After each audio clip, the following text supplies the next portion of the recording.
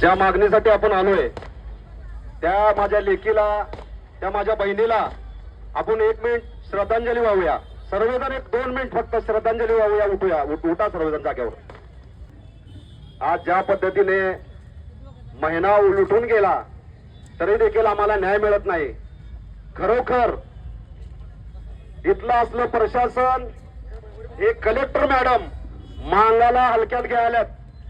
मांग जेव्हा रस्त्यावर उतरेल, ज्या वेळेत नासधूस करेल, त्यावेळेस तुम्हाला कळेल की बसून घ्या सर्वांनी. या ठिकाणी बसून घ्या. मांग कुठल्या गोष्टीचा आहे.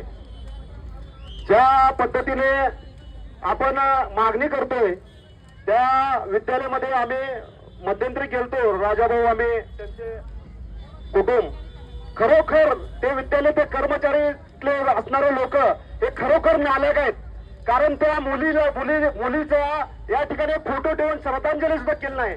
त्यातून खरोखर दिसतंय या लोकांनी हत्या केलेली आहे तिची.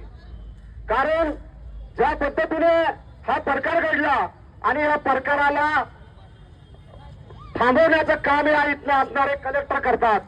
या कलेक्टर मॅडमचा खरोखर आरोपी करा. आम्ही पहिल्यापासूनच सांगतोय मॅडमला आरोपी करा म्हणून. आणि असणारे गृहमंत्रीला मी या ठिकाणी सांगतोय, तुम्हाला वाटत असेल येतात, आंदोलन करतात, ओरडतात आणि जातात. पुढचा मोर्चा मातंग समाजाचा गृहमंत्र्यांच्या बंगल्यावर असेल, हे लक्षात ठेवा. तेव्हा तुम्हाला कळणार आहे मांगाची हालत काय. आणि त्या ठिकाणी आम्ही त्या विद्यालयामध्ये गेल्यानंतर तिथले असणारे पोलीस कर्मचारी त्या ठिकाणी आमचे व्हिडिओ शूटिंग करतात, त्या ठिकाणी गाड्याचे फोटो काढतात. आम्ही एका कर्मचाऱ्याला विचारलं, तुम्ही साहेब आम्ही न्याय मागण्यासाठी इथं आलोय, त्या लेखीच्या त्या विद्यालय बघायला आलोय, आम्ही तिला श्रद्धांजली व्हायला आलोय. तर ते म्हणतात DYSP SP साहेबाचं या ठिकाणी आम्हाला ऑर्डर आहे. DYSP साहेब या ठिकाणी मी आवर्जून सांगतोय, मी मांगाचा मोज डॉलर आहे. या ठिकाणी तुम्ही नोट करून घ्या. ज्या पद्धतीने तुम्ही मातंग समाजाच्या इथल्या असणाऱ्या लातूर शहराच्या युवकावर खोटे गुन्हे दाखल करता, नोटीस देता, तंबी आम्हाला देऊ नका, आम्ही लय तंबी देणारे लोक आहेत. लक्षात ठेवा. या ठिकाणी असणारे जे DYSP ला या ठिकाणी माझं आव्हान आहे, योग्य ते तपास करा.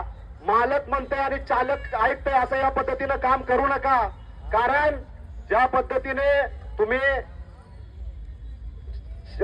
जनताचे सेवक आहेत, मालक बनायचा प्रयत्न करू नका. जर ज्यावेळी समाज ठरवला तर तुम्हाला गडचिरोलीला पाठवल्याशिवाय सुद्धा राहणार नाही. या माध्यमातून एवढंच सांगतो.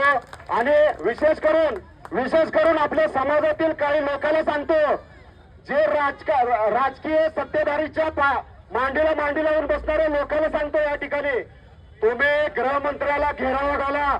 गृहमंत्र्याला सांगा, अरे आमच्या मांगाची लेख केले, आम्हाला न्याय द्या.